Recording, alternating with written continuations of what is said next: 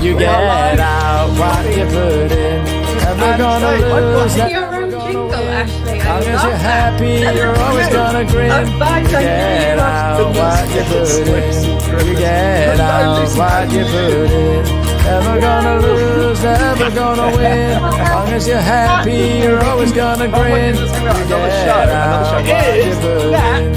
You get out what you put in. You get out what you put in. Hey, here we are. We are live. Good afternoon, everybody. How the devil are you? I cannot believe that I can't see you. Where are you? Come back. There he is. Hello. You got Gavin and Jamie. Where's the boy gone? Hello. How you doing? You all right? Yeah, I'm very well. Jamie's gone. Jamie's not here. No, Jamie's on the phone next door. So, yeah. That's all right. It's just me. I'm sorry. Look, hey, we've got the head honcho. What's going on in the world of BizFest South West, Gavin? Well, it's been a very, very exciting week since we last saw you. Friday, we brought on 5 new exhibitors. We've brought on a new PR agency. We've brought on I don't want to give the names of them yet because they haven't got on the website, but we brought on a new photographer. We brought on a PR agency. We brought on, do you know, I don't know what these guys do because Jamie's the one who has the conversations, but it's been a very, very busy, week.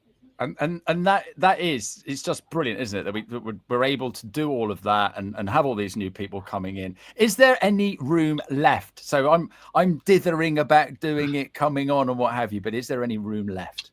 So listen, we're not going to mislead people and say, oh, we're down to the last 5 stands.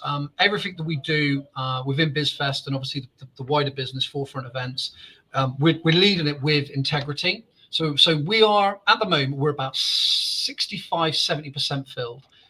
The real kind of call to action, if you will, if people are dithering, they're kind of thinking, is now the time? It's all about location. Like the way that we set the stands up and the way that we set the show up is there aren't any I keep doing the inverted brackets, but there aren't any bad locations, but there are better locations. So if anyone is thinking about it, reach out to us. We can let you know, again, very, very open, very honest about what stands are available. And you want to be near one of the key features, of course. So you want to be near one of the seminar theaters. We want to be near the networking area, sponsored by Networking and Samfire. Or you want to be near the keynote theater, or again, perhaps near the entrance. We have had some very exciting businesses actually inquire last week. Jamie has put proposals to them. We're really hoping they come on board, and they're looking at sponsoring our keynote theater. But I can't say who it is, so it's kind of one of them. I'm giving you a little bit of a fishing rod. But no. I love this. I love it. And that's the thing. It's the excitement is actually building. You can feel it. You can feel it. You can see it in the socials. You can hear it when you're talking to people. And I've got 3 amazing people that are going to be at BizFest as well. And we've just been chatting in the green room. I'm doing the fingers now. I love it. We've just been chatting in the green room because we're all going to the event on Wednesday. So tell us a little bit about that. And is it too late to get into that as well? It's not too late to get into that. So it is as you all know, it is an exhibitor-only event, networking event. It's being held at Bovey Castle on Wednesday. Any businesses that, if they've already inquired and they want to kind of come back and they want to book in, then they will, of course, get an invite. But it's a free networking event. It's exhibitor-only. We understand the power of community at BizFest South West, and this is us helping to build this community. Bovey Castle is obviously a wonderful, wonderful venue. We held, this is our second networking event that we've held as well. We learned a lot from our first networking event, the main thing being that people wanted biscuits. So we will have biscuits at Bovey Castle. And yeah, we're very excited. But anyone that wants to be involved in the show, if they do sign up, a little added extra is that, yes, they will get a free invite to Bovey Castle for our exhibitor-only networking. Fantastic. And we've got a few people saying hello already. We've got Elizabeth Ruan saying hi, and also Matt Carey giving us a little wave there as well. So Matt Carey is one handsome devil, and he makes my look at that beard. Yeah, absolutely gorgeous. And that's the thing, isn't it? So if you've got any questions for anybody today, please drop into the chat. Anything else, Gavin, or shall we bring in our lovely guest this week? I'm just going to say apologies that Jamie's not here. Apologies I'm not wearing my pink hoodie as well. But yeah, you're going to love these 3 guests. And thank you again, Ashley, for being the host with the most. Oh, no, it's great fun. Absolutely great fun. So let's bring them in. Thanks ever so much, Gavin. Taddy bye. So who have we got this week? We have got Tanya, Tia, and Zita.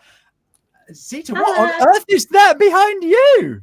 This is my giant gong that I'll be bringing with me to the Southwest Business Fest, and I'll be sharing how this gong can help you have optimal well-being, overcoming stress, anxiety, and overwhelm. Brilliant. I could have done with that this morning. I've been so busy. So I'm going to go around the room. I want to find out a little bit about you. Let's pick on Tia. You can go first. What is it you do, and where are you from, please, Tia?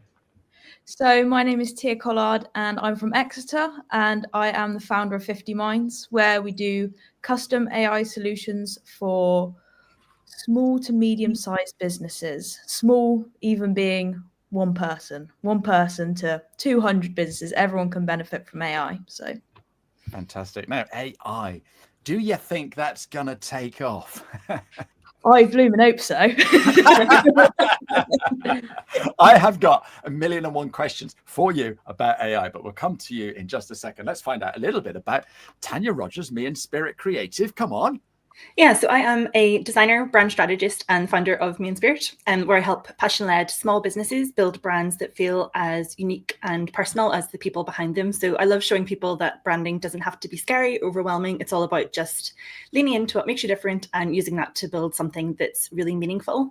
And then outside of client work, I also run workshops and webinars. I do some mentoring and creative coaching, and I have a podcast called Following the Creative Spirit, which has been on hiatus for a little while, but it's coming back this year.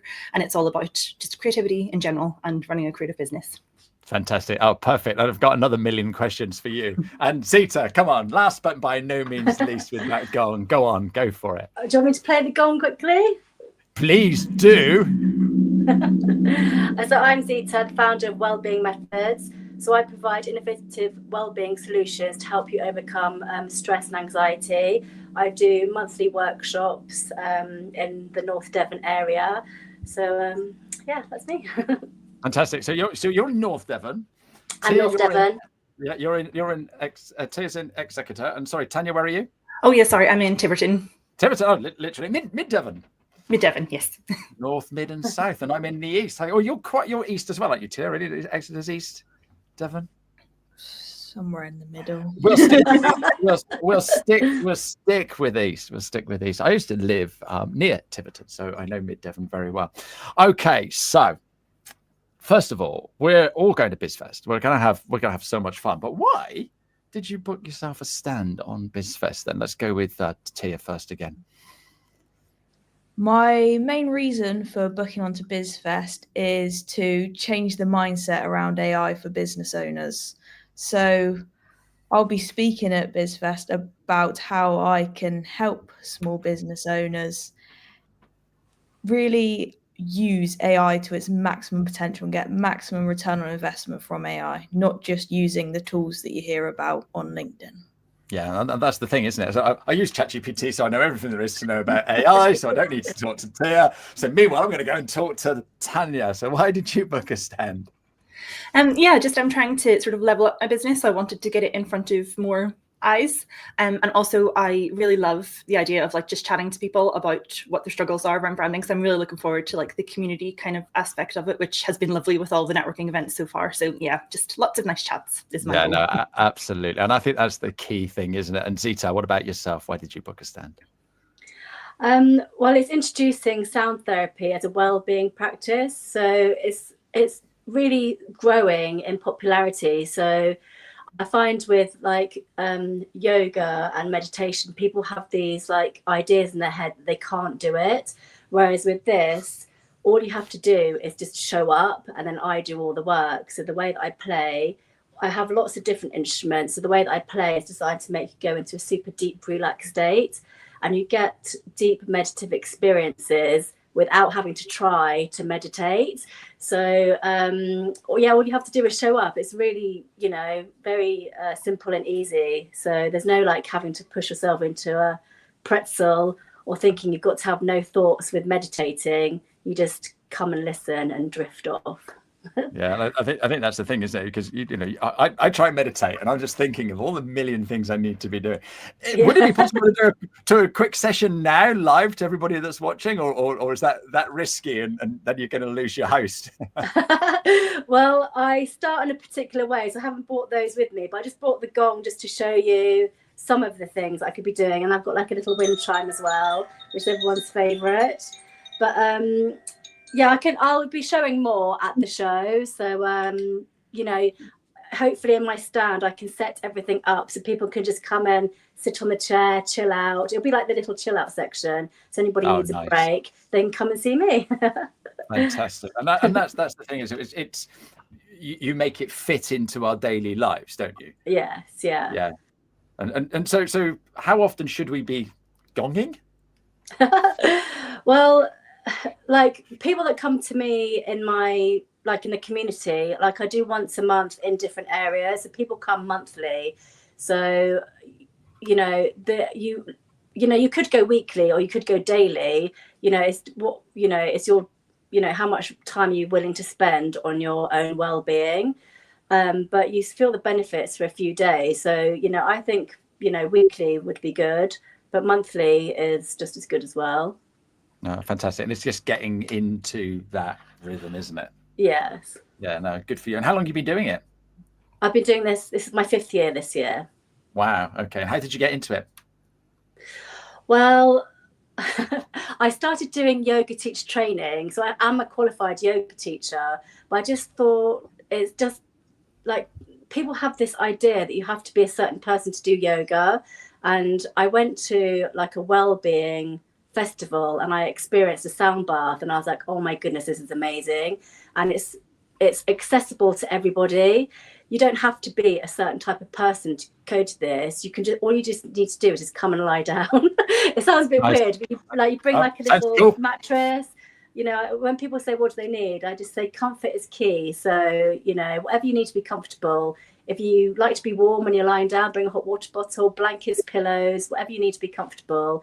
And I play the instruments. And so this is really accessible for everybody. Like you don't have to, wear the fanciest yoga pants or, think that you've got to have no thoughts. And I love a skeptic as well, because I've been invited to a few places, and I was out at a retreat, and this lady was like, oh, this is just, this is never going to work, because she was on her phone. Gobbledygook woo woo, is that what she was calling it? Maybe pretty much. Yeah, lots of eye rolling, and then she just fell into the deepest relaxation, and I had to kind of like nudge her at the end to say, we're finished now. And she's like, oh, that was amazing, thank you. Yeah, I know. I'm going to use skeptic now. So we've all got skeptics in our business. I talk to people about using LinkedIn, and they, oh, you can't get business from LinkedIn. It's just an online CV, and you must get it with AI, and you must get it with branding. So come on, Tanya, tell us about the skeptics that you meet, because we don't need to be a brand expert to run our own business, do we? Well, one of the biggest misconceptions that keeps coming up for me is that your brand is just your logo, that's like the most important part. Isn't it? No. So for me, it's all about creating that emotional connection. So it's about the way that you make people feel, the story that you tell, the things that you value, and it's the way that your business shows up in the world and connects with people. So it's really like the experience that they have whenever they come into contact with your brand, wherever it is. And yeah, a lot of small businesses in particular I talk to get a little bit too focused on the tangible bits, like the bits that you can see, your logo and your color palette and your typography, which makes so much sense because it's the bits that you can see. So if you haven't got a background in branding or marketing, you probably haven't had a chance to see all the underlying strategy that supports all of that. But the intangible bits are just as important, like your mission, your values, your vision, the purpose, the emotional connection you create, and the story of your brand. So yeah, it's kind of like the tangible bits are the outer layer that help people recognize your business, but all the intangible stuff and the meaning behind everything is the things that will really make people connect with you and choose you over someone else. So yeah, it's kind of really what makes people trust you, remember you, and feel like you're the right person to help them. So yeah, and then a strong brand is what's able to like bring those two things together to create this whole. And it's all about the authenticity as well, isn't it? Rather than just, you know, you hear of these brands. I know Patagonia do an awful lot of environmental stuff, and so that's what we know them for, rather than the great clothes and that they make and stuff like that. So it's that sort of thing, isn't it? Yeah, definitely. And it's making sure that it lines up, because sometimes what people do is think about their logo without thinking about how it represents their values, and that creates this misalignment that does an awful lot of harm in terms of like building trust and helping people feel like that you are authentic and can do what you say you will. Yeah. And what got you into this, and how long have you been doing it? So I've been doing graphic design generally for about the past 8 years, specifically running Main Spirit since 2019. But I'm actually like a completely self-taught designer. My background's in music, so I have like a degree and a master's in music composition, and then decided that I didn't want to career in music. So I ended up basically I loved drawing whenever I was younger, but I had an art teacher that told me that I couldn't draw, so I should just not bother trying. So I just listened to her and did music instead until about 10 years ago, whenever I started. I had like a little bit of a mental health wobble and read Big Magic by Elizabeth Gilbert, and then that kind of changed my view of what was possible. So I was like, you know what, I'm going to start drawing even if it's rubbish. And it turned out it wasn't rubbish, and I was quite good at it. And then I kind of got a bit obsessed and started it was about that time that I started getting into design. So the whole thing just kind of came together. And I love it because it's something that I've always felt a little bit insecure about, because I'm self-taught, but actually it's something that's been really helpful in my business, because my approach to branding is quite different from what someone who has like a formal education is. And I think for my clients, that's a nice kind of refreshing approach. So yeah. And this isn't going to work if you're listening on the podcast, but is that artwork on the wall behind you your stuff? Oh yeah, this is like I'm so pleased with this little space. This is my kind of studio where I can have like my art stuff around the place and not on the dining room table. So yeah, it's kind of like a mixture of stuff that I've been working on that just kind of helps me plan out new screen prints and ideas. And it's really lovely. It's very beautiful. I love the colours. Thanks. That's really, really, really good. Really, really good. Awesome. So, Tia, you had loads of time to think about all the skeptic questions that people are going to ask you about AI. I can probably guess them, but come on, what are people saying? Skeptics around AI? No, there's none. No. No. Story of my life is people thinking fad. People think once they hear a buzzword enough, they go, "Oh, it's a load of rubbish." But it's, as I said, mindset earlier. It's a change of perspective that business owners especially need. It's just a technology at the end of the day that fits into your business processes, similar to the internet, to having a website, to software. It's very as simple as a technology that just fits into your business, but it's extremely, extremely intelligent, and it's really good at what it does. So my processes are going into a business and looking at where could you find efficiency gains using AI and automation, and then custom coding those and making businesses more profitable and much more efficient. Okay, so all business owners struggle with one thing or another. We go into business because we like banging the gong or drawing things or doing IT. But there's other things that we have to do as a business owner. So that could be your books, it could be sales and marketing, it could be social media, it could be, I don't know, writing emails and proposals and stuff like that. Can AI help us with all of the above? 100%. So I tend to split AI into three sections. You've got what's called natural language processing, which is text. You've got computer vision, which is vision, and you've got machine learning, which is data. So when you're looking at natural language processing and you're looking at text, we're thinking writing proposals. An email comes in and the email is routed to whoever it should be routed to, whatever team it needs to be routed to.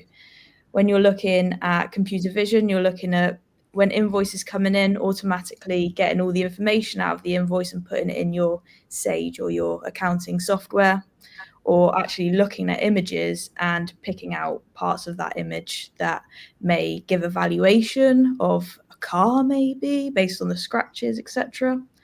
And then when you're looking at data, you're looking at customer churn and forecasting that forward. So it can really help in any area of any business in any industry. Awesome. I don't know, you probably can't tell us some of the things you're working on, but I do happen to know, little birdie told me, that you have developed an app for BizFest. So please tell us about that. So I have been developing a sort of a web app for BusinessFest South West. So it'll be a QR code that you scan. Then on your phone, you can ask it questions about, my business needs help with branding, and I wonder where it might send you. Tanya, it's going to go to Tanya. I hope it's in the right place. Otherwise, she's there on my screen. I think we're all over the place. Yeah, she's the one in pink. I need I'm looking for well-being advice. Guess where it would send you? Sita. So, you're good. And you could ask it about who's speaking, and it's like a conversation it's like having a conversation with Gavin or Jamie, really, but without having to speak to them. So yeah, oh nice. There's always a bonus to using technology, isn't there? But yeah, it's an easy way to navigate your way around without having to sort of read through the books and all the stuff that will be there. It's an easy way to personalize your experience and make it a bit more tailored to you. No, perfect. Biggest mistakes we make in business. Right, I'm going to start off with Tanya with our branding. Yeah, so I think one of the biggest mistakes that small businesses make with their branding is that they start to kind of look around what everyone else is doing and start to get caught up in what you should look like to look professional, or creating the kind of brand that you think that you should have to be successful in your industry. And I've done that myself, and it doesn't really work, because what happens is you risk ending up with a brand that doesn't really feel right, and it doesn't feel like it represents you, which, if you are like, a one or small business, it's really, really hard to show up and promote your business if you're kind of secretly cringing every time someone goes to your website. So it's really hard to be visible. So the one piece of advice I would give is like to stop looking around at what you think you should be doing and start looking at what you care about, because there's a lot of people that I speak to that have like gorgeous websites that are very well put together, have these lovely images, but whenever they show up in social media, they have like this kind of maybe no BS kind of approach and are a little bit more kind of funny, and you kind of just lose, the two things don't line up. So by kind of starting by getting really clear on what you care about, like on your values and what you and your business stand for, that kind of clarity can help you build a brand that doesn't just feel authentic to you, but it also resonates with the people that you want to reach. The other thing I would say is like, it's okay to be a bit weird and a bit quirky. Like there was 1 week a while ago where I had 3 different conversations telling people that their brand wasn't weird enough.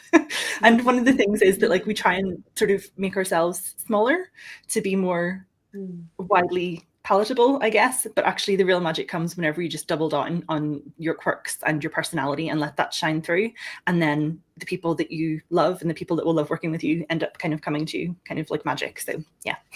So are you saying our brand should be a caricature of us rather than a true representation? No, not a caricature. I kind of feel like, because whenever as a person you will be in different situations and you will behave differently, or you will dress differently depending on what those situations are. So like, for example, you wouldn't wear the same thing to a job interview as you would to like a night out with the girls, and you behave quite differently as well, but it's still kind of you. So it's more just about working out what the core part of you is, and then it's not sort of any kind of caricatureness, it's still being authentically you, it's just curating which parts of you fit in the brand, if that makes sense.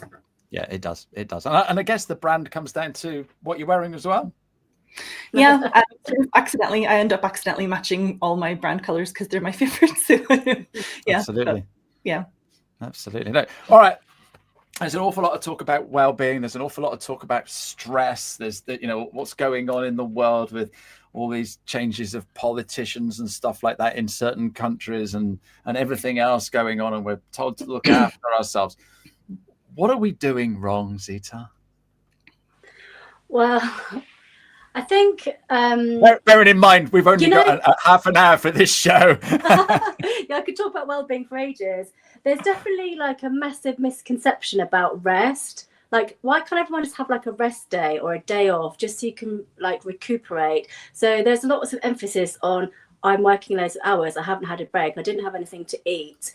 Why are you doing those things? Because it doesn't actually help you. you know. So really it's about prioritizing your well-being. Like, how can you fit it into your day?